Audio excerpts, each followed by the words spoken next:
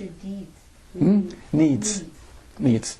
When you need love, then you're going to suffer. Because you're saying, I am not love. Your nature is love because it is pure feeling.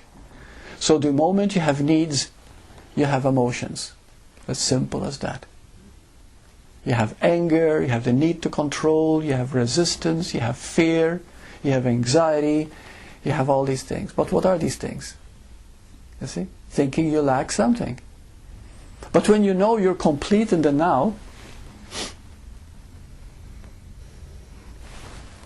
you're complete. Then the world is your oyster, you see, so to speak. That's the saying.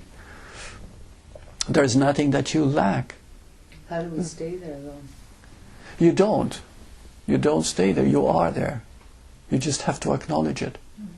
Yeah. It has nothing to do with what you do. You see? It has nothing to do with doing. It is to acknowledge that you, right now, this second, you're already God. You're already pure feeling. If you didn't, you couldn't exist. The fact that you're here means you're pure feeling. And that pure feeling is appearing as thought, as a personality, as a person, with a name, with a form, with all these things. You see? But ordinarily, you think that those are more real because you miss pure feeling. Once you know that pure feeling is doing all the games, playing all the roles, and you place that as importance, you don't need to do anything. It does it all through you, automatically. And that's why I say to, always learn to listen to pure feeling. You see? Tune in. Now, how do you listen to pure feeling? Well, we can do this very simple right now. Let's say you're feeling lonely. Okay? Okay, get into the feeling of lonely. How does it feel, the lonely feeling? Separate. Separate, small, contracted. You see? Yeah. Feel scared, feel unloved, unwanted. All the things that you want. You want love, you want companionship, you want sex, you want to belong, you want to feel wanted, want to feel warmth. All the things, when you feel lonely, all the things that you want, you're going against them. You see the opposite of what you are. Now, if you allow that feeling of loneliness, just allow it. Just let me see now. What am I feeling? Let's get back to the feeling. And it's a feeling of contraction. The moment you allow that feeling, I mean allow it in your body, that feeling, you begin to see that all it is a need, a craving to belong, to be who you already are but don't know.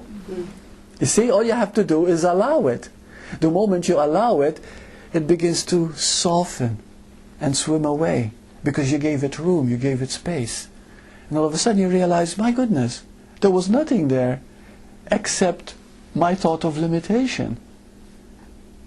I want so much to be loved, I want so much to belong, I want so much to be appreciated that I attracted to myself the opposite. That's the law of attraction, incidentally, the power of thought. You see? And when you begin to see that all pain, all emotional pain is spiritual poverty, all of it. It is the poverty of the being, the poverty of pure feeling. And there's nothing wrong in it because it is an invitation to look at who it is that is suffering. You see? It's an invitation. If you're suffering, look at it. Because it's an invitation to come home. You see? It is love, it is oneness making you, knocking at your door to tell you, come home, come home. You know, don't remain in this thought pattern. Look at it. Okay. Are there any questions? I do. Yeah. I'm exploring in myself as you're talking about innocence and guilt. Mm-hmm. And it seems like when I think about it, all I can feel is guilt. And all I can sense. Like it feels like there's actually something there. But when I don't think about it, when I just feel, I can pretty readily get in touch with that ground, That guilt? that ground. That ground. That Which is guiltless. guiltless. Mhm. Yeah. Which I think is what. So you just answered your own question, really, and you just said it. Well, So I when guess you my listen- question. Well, I guess I haven't asked my question yet. Oh, okay. So I guess my question is, it's just, I mean, it's a remembering, but it's, I mean, we all have this inbred guilt, right? Right. From going through the process of being born and whatever, Mhm. and we all have this, we all are this innocence, this guiltlessness. Mhm. So it's just kind of a remembering, but it's not remembering with the mind. It's remembering with something. So instead of remembering, we call it a knowing. There's a knowing So that's what you deep call inside it. Yes, knowing. that's right. Yeah. Yeah. Remembering seems like a process, so let's call it knowing. There's a knowing that you really are not that guilt. So if there's a feeling of guilt, try to locate it where it is. Try to feel it.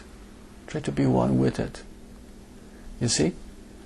And that very looking at it brings you back to that feeling that there's nothing there, really. There's nothing there. You know, and it starts bringing you back to pure feeling automatically, to pure... See?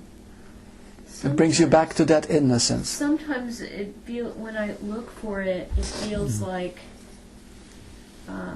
this guiltlessness is just another belief, just like guilt is a belief. Right. Yeah. You know. Yeah. Then it's not a knowing then. Because when you totally look at it as it is and you begin to see the silence that comes from it, there's a feeling that comes to you. Okay? That's what you go back to. What's called the pure feeling. You just feel okay. You just feel there's nothing to be concerned about. There's nothing to be fearful. There's a feeling that comes with it. It's automatic. That's the guiltlessness. So it's not a belief. It's not something that you look for as a word. It's a knowing that comes to you.